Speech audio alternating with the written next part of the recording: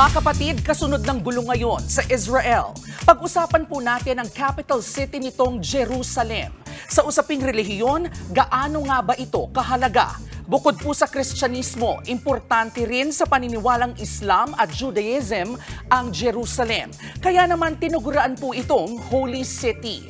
Para sa mga Hudyo, mahalaga ang lungsod dahil ilan sa mga lugar sa kanilang Biblia o Torah ang nakatayo pa rin dito. Tulad na lang ng pamosong Western Wall o Wailing Wall. Sinasabing 20 BC pa, panahon ni King Herod, itinayo ang pader na ngayoy atraksyon para sa mga gustong magdasal.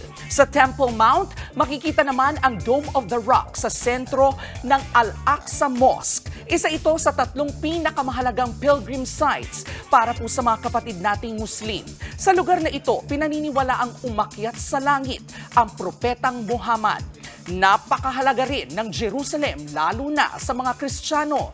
Narito kasi ang ilang lugar na minsan nang nilakaran ni Hesukristo.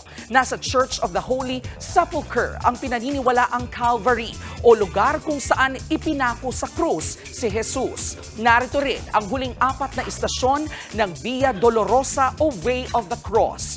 Karamihan sa mga lugar na ito itinuturing ng World Heritage Sites ng UNESCO. Kaya naman, ibang level ang pag-iingat sa mga ito. Yun nga lang, sa kabila ng pagiging lugar ng panalangin, hindi pa rin maiiwasan ang pagsiklab ng karahasan sa mga kalapit nitong lugar. Kaisa ang mga kapatid natin sa pananampalataya at iba pang paniniwala, naway ipanalangin nating mahinto na ang gyera at hidwaan sa Israel para sa ikatatahimik ng mga inosente.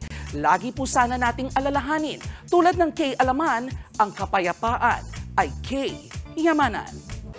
Mga kapatid, ito po ang inyong kay Alaman Queen, Kalad Karen. Always remember na ang kay Alaman ay kay Yamanan.